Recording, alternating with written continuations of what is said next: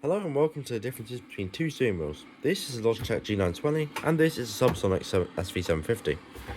This has two pedals, while the Logitech has three pedals because it has a clutch as well, which is pretty cool. Now with these pedals, it doesn't matter how hard you push, it will have the exact same output in the game. Whereas this, you push a tiny bit, and it's obviously going to rev a tiny bit.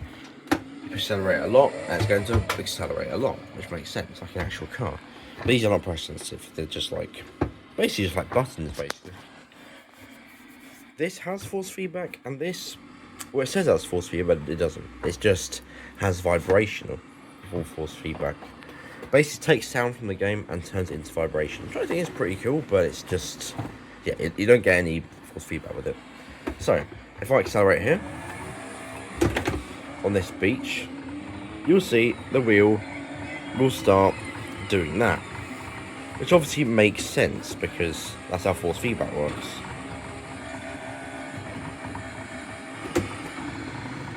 I'm getting the seat.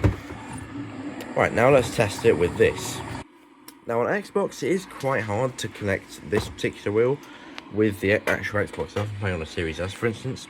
I think on the Xbox One it's alright, but for this, you have to turn on, you have to connect to an Xbox controller via USB, it's got a USB port back there, and then you have to connect it to that controller, because this is basically just a controller input. So when you steer, it basically is this is just a joystick. It imitates the controller's joystick. That's how it works. So I just had to cut the video, only because this thing kept on connecting and disconnecting. As I said, it is stupidly difficult. But I've connected it to a Switch before, I've connected it to PC. It is incredibly easy. I just plugged it in and it works. But Xbox is just weird. Anyway, so driving on here, right? Obviously it works, but obviously because there's no clutch pedal, I have to use that up button as my clutch.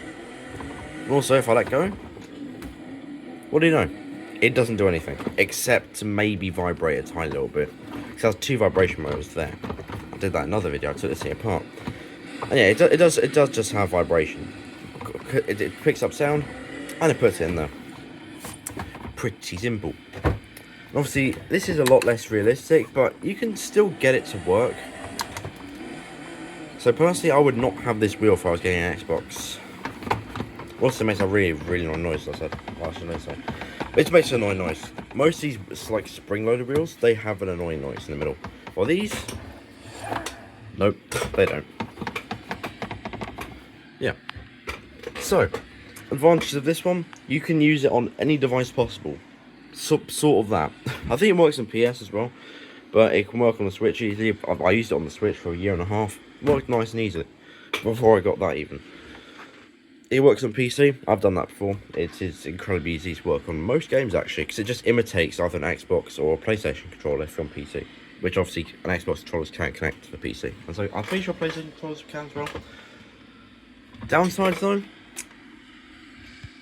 no force feedback. There's only got two pedals, which aren't pressure sensitive, and hard to connect to Xbox, I guess. And also the fact it's only got 270 degrees of rotation, making it a lot less realistic. And so personally, I would take this any day. Even though it is $200 more expensive, I would save that extra money and go here. But if you're really on a budget, then I'd say go for this one, because it was actually pretty decent when I had it 1.5 years. Especially if you've got like a pretty low console or you've got a Switch, then it works perfectly. You can just plug in and it works. So, yeah.